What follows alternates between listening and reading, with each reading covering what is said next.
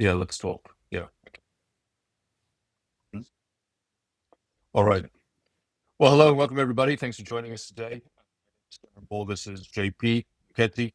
We're both here from Rocker, and we're here to talk to you today about corporate innovation and specifically how to get corporate backing for your innovation initiative.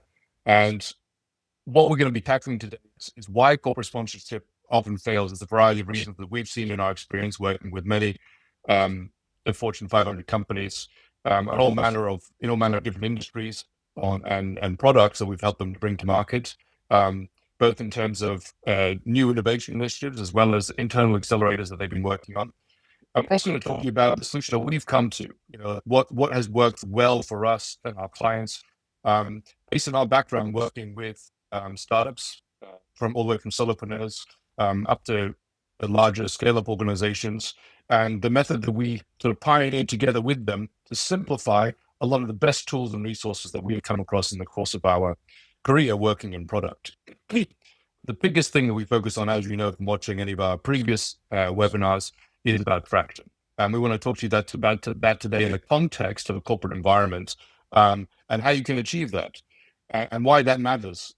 Why that matters specifically in helping ensure that the innovation initiative, the innovation lab, or innovation office, whatever it's called within your organization, is no longer seen as a cost center or even a science lab. It's something more akin to a team that is creating new opportunities for the business, specifically in helping to grow your user base or your revenues, or increasing your margins, something that's a strategic driver for the business and that has a seat at the executive level that people are paying attention to. That's the position we want to be able to put you in.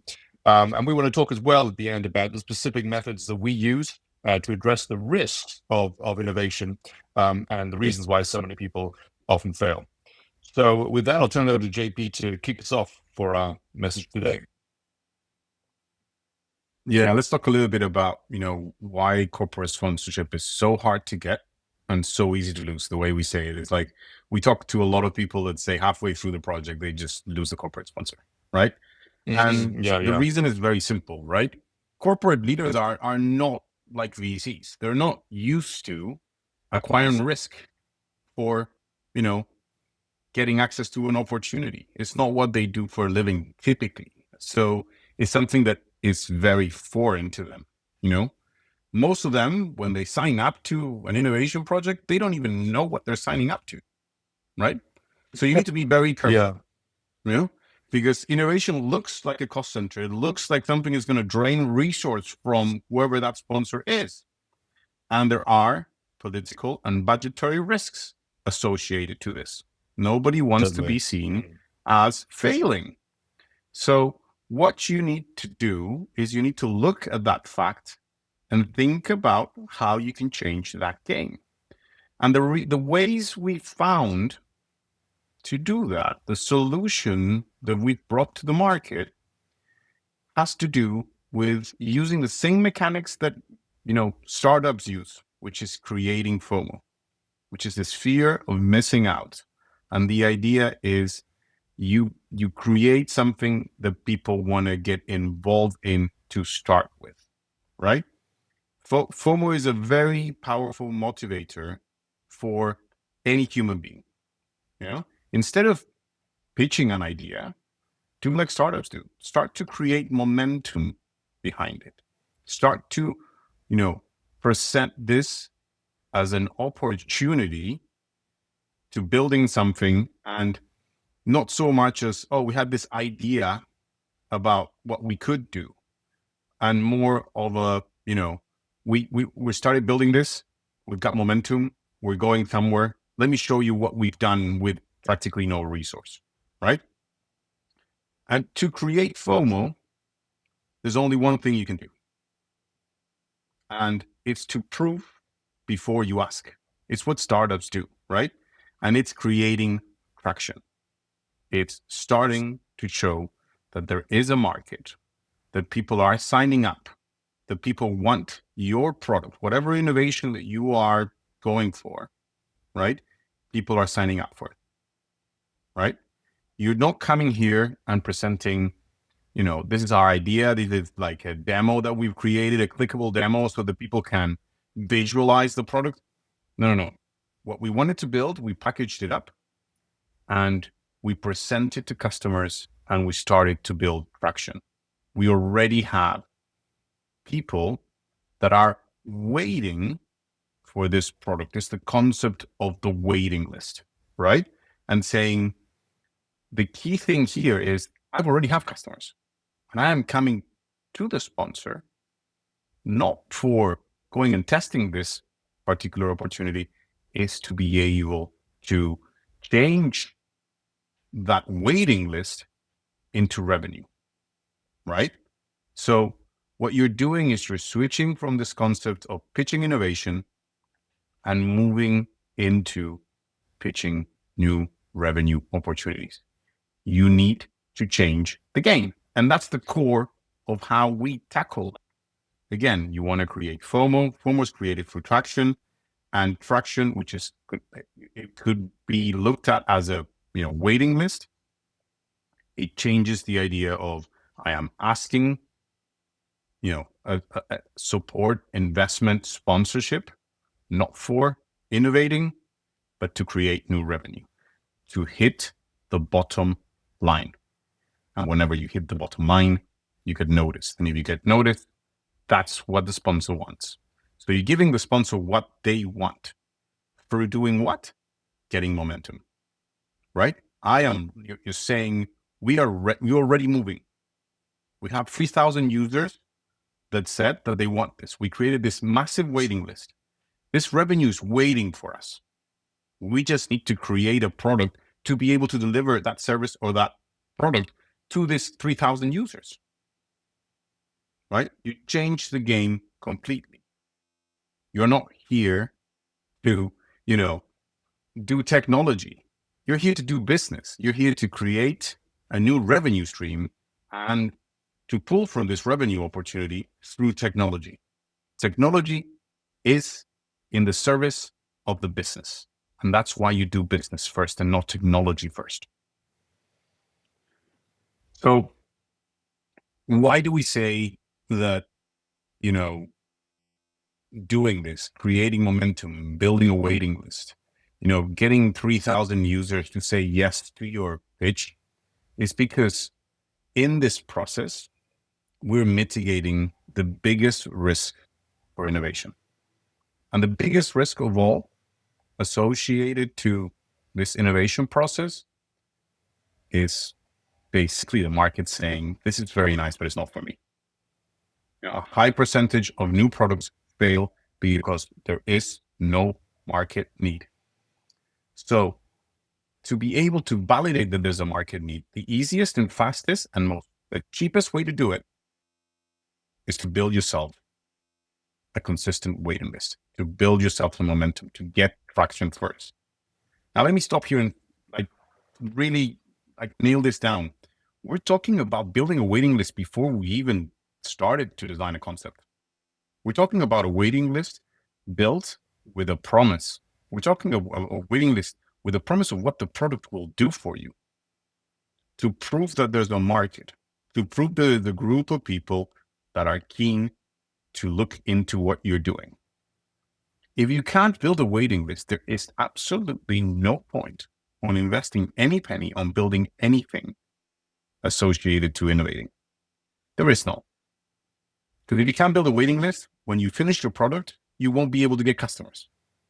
So why don't you build a waiting list first to prove that you can, to prove that you can, that there is a market and that when you build it, they will come, right? So think about it in that way. Getting momentum is mitigating the biggest risk of failure for your innovation project. It doesn't take a lot. It doesn't take a lot to build a successful waiting list of a significant amount of users so that you can bring to your sponsor and say, look, we've already sold it. Well, it's not exactly sold, right? There's a waiting list. But the concept is, we've already presented this to the market. The market wants it. We have 3,000 customers here that want to use this product. It's a lot more powerful than saying, would you invest in this innovation opportunity that we've identified and that we think is going to be a killer? I think there's some great points here there, JP, that I want to draw out more because it would be easy to underestimate them in the way that people approach innovation within a corporate environment. I think one thing that's on the surface has almost been um, a mitigating factor is that obviously the cost of building anything has come down rapidly, especially in the last few Yes. years, with the advent of low code, no code, even AI coding tools that people can use, at least as co-pilots, right? If not even to create 80-90% of the code for simple applications. So I think on the one hand, people might say, well, it's so cheap, it's so easy to build something now. Why not just build first? There's that argument. What might you say to people who come to you with Look, that? I'll say two key things. One, in my experience of building over 100 different products, none of them were finally, what they were at the beginning. Building a Yeah. waiting list is not just a mechanical process of building a landing page and, getting people to sign up for it. Because if it were that easy, it's not a problem. Yeah, building a waiting list is a transformational process where you go to market, you listen, you present something, you listen to what people have and saying about it, and you react to it in words. You change what your product does, what your services delivers to customers in the process of building a waiting list.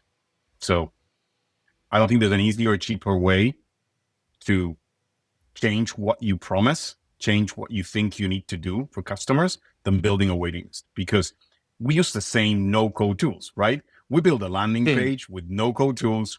It is exactly the same tooling. It's just that we're doing a different thing. I don't have to go down to building the product. And even if you did, listen to this for a second. Imagine that it took 0 hours and 0 minutes to build your product. Great. It was free. It took 0 hours and 0 minutes. You still need to go to market and get yourself some users, AKA building a waiting list. They're just not waiting. They just go directly into the product. But that thing you have to do, right? It's not easy. It's not Anyway, cheap. And it's yeah. not zero. You have to do it anyway. Why don't you Hmm. do it before, to build confidence, to transform yourself before you even start talking about, laying down code through ChatGPT, through no code tools? You're going to have to change anyway. Don't get me wrong. I love no code. It's the easiest way to change a product. I do not run pilots without using no code, right? It's stupid to run a pilot with something that you code on. You have to use no code. Totally. But the waiting list comes first because it is a transformational process, because it's not just the mechanical process of getting users to sign up with an email, and a name. Totally. I think this point about the transformation that takes place is really important because, as you say, we've never worked with a client in which the final product has looked even some extent, even sometimes remotely like the original idea, right? So the essential process of transformation is essential in order to get to a point where you're closer to product market fit, and you need the signals, the data. You need to go through a structured process where you can collect the right information in order to iterate that in a productive way. Because if you're just building Yeah, something and you don't have a system in which to collect the right signals that can help steer you towards something that is more appealing, it's just going to be sort of a random or an ad hoc process in which you are not consistently moving towards a point of better product market fit. yeah, I think that's also very important because yes, you could build something and you could just build things sort of randomly, but how are you validating what are you building? And the reason we do it with the waiting list is because it's the fastest and the lowest sort of least resource intensive way to validate the appeal of whatever the concept or the idea is. And we do it in yeah, such a way that we're getting the right signals and the right data to sort of hone in on a version of the value proposition that's really resonating with the target audience. I think that's yeah. another key to That it doesn't there. mean that you don't need to iterate your product when you go to pilot. That doesn't mean that True. you've nailed it completely. It just means Correct. that Yeah. at the promise level, you have something that people found desirable. And what we find out is that most product ideas are not desirable to the customer. And they need to get to that point where they're desirable so that you can move in to the new problem. The new problem will be, you know, a pilot that people adopt, right? A product that people adopt. Yeah. I'm not saying that Which that problem is solved just by building waiting lists, right? This is a really good problem to tackle with no code and low code tools that allow you to change so that, you know, you can build something and change it over time. But the point is still the same. Yeah, I think this also goes to another extremely important point here, which is one that gets missed all the time. I mean, I've not really seen anyone else talk about this actually, and that's the 4-step testing approach. When we are focused at the waiting list level and you're testing the appeal of the value proposition, there is nothing else that is getting in the way.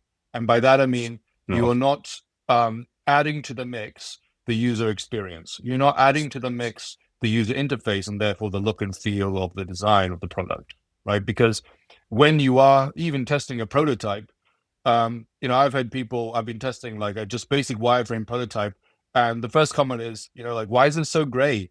Why does it look so sketchy? Well, it's a wireframe prototype. Like, what do you, you know, they have, especially people who are not in product, which are going to be your target audience. They're just reacting to what they're seeing in front of them, right? And if you want them to react to what is the actual concept or idea and whether that appeals, then you just need to focus on giving them that. Because if you give them anything else, that's going to be something that distracts them away from focusing on what you need feedback on, and it's going to be an unproductive, you know, section for you. You're going to get feedback on something to do with the way it works, even though you're not focusing on how it works right now, or something to do with the way it looks, even though you're not focused on the way it looks right now. And unless you split it up in this way, you do it sequentially, you're not going to get the right feedback at the right time to make sure that you're on point with the value proposition and the appeal of that. You know, you're going to be like almost accidentally in the UX stage, and you may be trying to hone the UX on something that doesn't have real appeal anyway. And then you're sort of down the rabbit hole. People won't even buy because it doesn't do what they want, you know? Exactly. And let me peel a little bit behind the curtain right now, because this is important, right? The only way to test appeal is with words. You cannot put an image of a UI or a UX in front of someone, in front of a human being, and try to get appeal. You can only do it with a promise. And that's the key to it. We typically move too fast into trying to make things more tangible, trying to visualize things, trying to have people imagine how it would look and feel. You don't need to go there. After years of experience in doing this, you do not need UI to test the real appeal. You do not need UI to build yourself a waiting list of people eager to use your product. If people have a problem and you can validate that problem, you can create a value proposition that addresses that problem, people should sign up to your waiting list. If not, there's either no problem or your product does not address the problem that the customer has. And again, those two things are the biggest killers when it comes to new product innovation. Totally. And I think, you know, in some way, this is kind of like detailed in terms of the methodology, but it really helps, I think, to make the point about the way that people can think differently about how they approach innovation within their organization and what they prioritize in the process. You know, what's important when you're going through the steps to prove that you have something of value, you know, in your innovation initiative. How do you show to people? How do you illustrate to people? You know, in an efficient way that you do in fact have traction, that you do in fact have momentum. And one of the steps you need to do to get there. And what we're saying here is that a lot of the conventional wisdom about what you think you need to do as part of a product innovation initiative, you don't need to do, or are much further along the line than you need to be right now in order to get to the point where you win that corporate sponsorship and are able to show people that you have real momentum or traction, that they're going to be willing to put their political sort of name in the credibility behind, name on the line, right? And whatever resource that they may have in whatever budget they've been allocated in order to fund this initiative so that it can move forward, right? Because as you said in the beginning, which I think, go on. No, go ahead. No, I think just to bring it back to what you're saying in the beginning about, how you win that sponsor over. What do they really care about? And appreciating that they're not familiar with the VC world and don't necessarily operate in that way. However, they still understand the risks that they're taking as a sponsor and what they need to see personally before they're going to be willing to back something within the organization. I think that was Yeah, a, yeah. that's a compelling And point. if you take it back to that process of you getting a sponsor, a corporate sponsor, think also about the level of confidence that you will be able to have and communicate to them once you build a significant waiting list of people that are saying, hey, I want this thing, right? Like, if you're going to build this, I'm signing up, right? Imagine what that does. People talk a lot about confidence, right? And about how like innovators are super confident, and and they think this confidence is this thing that you drink at night, right? It's like, oh, I'm going to have some confidence tonight. And it's this very confident human being that comes out. I'm talking about proof.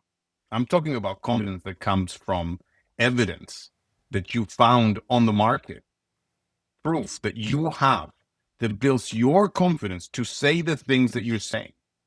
I'm not talking Mhm. about, you know, selling it, faking it before you make it. I'm talking about really coming back to that corporate sponsor with a proof, right? Instead of asking, is proving first and asking later, right? Yeah, yeah, So it's also your level of confidence and the level of confidence that the people that are involved in the project and that you want to get involved in the project because you are already moving. You already have 3,000 customers waiting for this thing, right?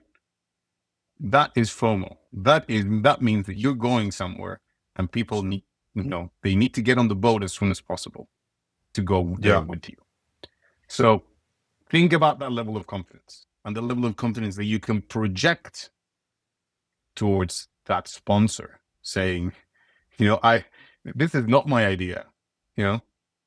This is something that people want. We have 3,000 people waiting for it. I'm asking you, you know, I'm asking you for the money or the resource needed to build the first version of it, to build the first pilot of this, so that we can get some of those 3,000 customers onto the product and get them paying. Totally. Proving It's first. like there's I used to do a lot of scuba diving in the past, and there was one brand, their tagline may still be it, but it was just add water. And in this case, it's kind of a similar concept in that you want to be talking to them at the point is like just add funding, Yeah. and Everything and is then done, yeah, everything has that's been right. done.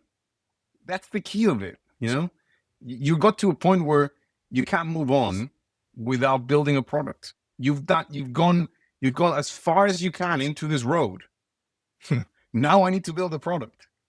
If you come to me without a waiting list and I'm a sponsor, I'll be like, wait, you've got miles to go. You got miles to go before you need money for that product. Yeah, I think that's a good point there about need, because a lot of people come for money before they actually need it. It's just that they sort of want it and they don't really know what else to do in the meantime except sort of buy or develop or invest in some aspect of the product that's going to move it forward. Um, when they could be moving forward the value proposition in terms of building traction in it, proving that there is the appeal, etc. And all of those things are usually a lot cheaper and a lot less resource intensive than any, and yeah, a lot less sort of permanent than anything you might do to actually build the product that you have in mind at this moment. So not only is it the process of transformation that we talked about, but it's also something that you can do immediately, even before winning that corporate sponsor, in order to put yourself in a position where you have the momentum that they are looking to back, and that they'll be Yeah, reluctant also, to sort of get behind unless you have. it's easy, guys. Like, build yourself a waiting list of 3,000 users and find yourself a corporate sponsor in sales. You're hitting their bottom line.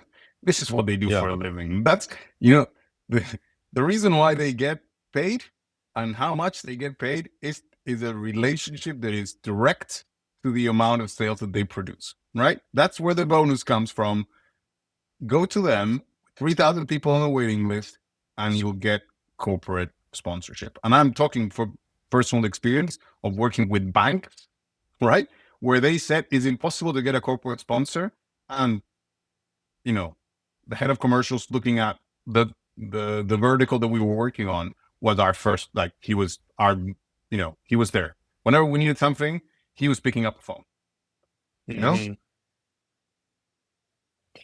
Tell us a bit more about that, just in 30 seconds or a minute. I mean, what was the So nature of the we dynamic worked, there in terms of winning that corporate sponsorship? Yeah. yeah, we worked with a bank that was looking to innovate, particularly around um, they wanted to produce more loans, basically, and Hmm. they had been struggling to basically get support from the corporate side. We were working with corporate innovation, and they were working with a very big consultancy firm.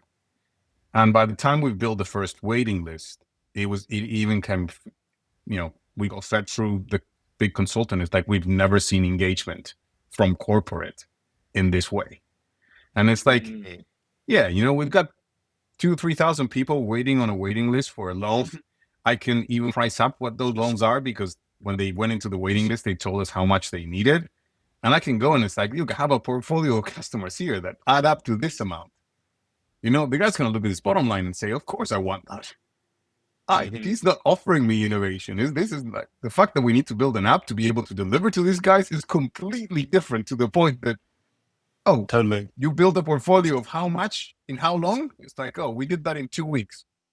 He multiplies, divides, and it's like, okay, so in 6 months you can do like, and immediately it's like, okay, at 1% conversion rate, 3 months, 6 months, that's it. He's converted. But Totally. you have to show that you can sell, right? That this thing sells, that people want this thing. There's still a lot of risk. There's still a lot of challenges to go through. You can build a product that doesn't do what it says on the tin. You can have an experience that people don't like. You can have it build it over the wrong platform. You can make a million mistakes. I'm not saying that this is done, but you got yourself a good sponsor because they're looking at the revenue opportunity and it's hitting, right there in the core of the business. I think what's interesting about that is that the product or whatever it is, the app, the web app, whatever you need to build in order to convert some percentage of that waiting list into real business is more of a fulfillment mechanism at that point, rather than, But it's what just technology should do. It's what exactly. technology That's should right. be. Yeah. It shouldn't be anything Yeah. more than that. It is a way for us to capture this new piece of market that we don't have access to right now. That's what technology should be. Nothing more than that. It is a way of creating a new market. It is a way of charging things in a different way, charging with a different model. You can't do that if you're a record store, but you can't do that if you're Spotify. A record store Hmm. cannot charge you for a subscription and, bring it back and all this story. It's not practical, but you can do it through Yeah. technology, you know? So yeah, there's more than just product when you innovate with technology. You can go into, your channels and innovate there. You can go into your, you know, model and charge for something different, you know. But the key of it is that it allows you to do things in a different way, and people might engage more if you do them that way, right?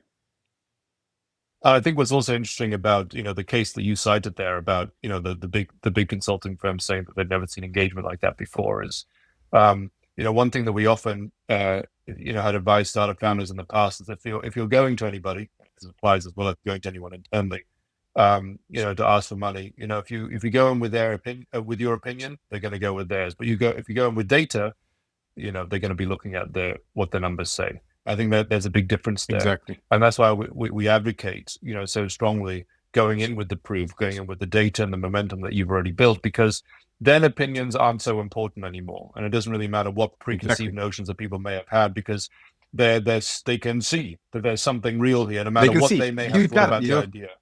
Yeah. you've got evidence, right? This is not my idea, right? This Mhm. is not my, when you say, this is not my idea, it's like, you don't need to judge this. I'm not like, I've got evidence here and confidence coming from evidence. not confidence Yeah. coming from being the loudest person in the room. I'm typically the loudest person in the room, right? You put me as the loudest person in the room with a with a waiting list of 3,000 people, it's hard to get that person stopped, right? It's like, Mhm. and they can have whatever opinion they have. It's like, oh, that's a really nice idea, but this one has 3,000 users on the waiting list. How many users does yours have in the waiting list? You know, Yeah. like Yeah. you need to really bring it down to coming in with proof, showing that you have momentum. And I think what's important about that is that, especially with innovation, you can often be in a competitive environment internally. I mean, you're not the only project or business initiative that the company's undertaking. There are other people in other departments who are looking for sponsors, who are working on new ideas or concepts. And the easiest way to differentiate yourself is in exactly the way that we're talking about. Yeah. Of course, you'd want your whole business to be adopting such an approach. But imagine if you were the first person to adopt that approach, and you were going to the board, and you're the one that had the momentum and the waiting list and the proof and the evidence that there was something real here that could make a material difference to the bottom line of the business. What do you think they're going to choose? Because it's no longer about what they like or what they don't like. It's about them looking at the business opportunity that you're bringing to them, right? And that's what we talked about. That's what's changing the game. That's what flips the table on the conversation, because it's no longer about trying to win them over or trying, like, kind of it's very early stage, trying to beg for the money or the support. You're not. You're presenting them with an opportunity which they don't need to judge per se, in the sense of whether they like it or don't like it, or whether they think it will succeed or not. They can see for themselves the material evidence that you've provided, the proof in the form of the waiting list or any other similar equivalent, POs or something like that, which proves that there is already demand there for them to tap into with the with the momentum that you have already. Right, there's already an opportunity that they can see to grow the business in terms of the revenues or the margin or the users or whatever it is that your particular innovation focuses on. And that's a big point, right? Because you can immediately start to win sponsorship and funding for an innovation initiative within your current environment, no matter what anyone else is doing for their particular initiative. And then you can set a precedent, and set an example for the business at large to follow, in order to make for the business as a whole to make the most of the best opportunities, because the best opportunities are going to be the ones that get the momentum and get the proof and get the evidence of there being a real business opportunity in the form of a waiting list or something else. So, it's about making people's preconceived notions, and their ideas about what might work and what might not work irrelevant, because you're providing the evidence. That's the key. Yeah. There you So, have it. Build yourself a there waiting you have list. it. Do you want a sponsor? So, Build yourself a waiting list. exactly. I think that's the main takeaway. You address so many of the issues, as we've raised, that people face, of people's likes, dislikes, preconceived notions, risks of their political sort of clout, of the budget that they have available. You start to address all of these concerns and these the things that would make people reluctant to stand behind you. You not only do you do that, but you create this FOMO. People will now want to be backing you, right? They think that they're missing out if they're not backing you, because they can see that there's a real business opportunity that they can be taking advantage of, which could directly, benefit them. JP gave the example of the head of sales, from one of our previous clients that we worked with. And all it takes is being able to demonstrate traction. A waiting list is one way. It's the most common way that we use. It's not the only way, and obviously there's different approaches that you would take in perhaps a B2B environment or B2B2C environment that would be different from a waiting list. We can talk about those, but at the end of the day, what we're showing through whatever the mechanism is that there's a new opportunity here for the business that they can convert. Right, that's what we're helping them to see. So if you would like to talk about what you can do to build this kind of traction and sort of open up the door of these kind of opportunities within your business with the innovation program that you have internally, talk to us. We'd love to get to know you and what you're working on, and see what we can do to help you to make your next innovation initiative a fantastic success.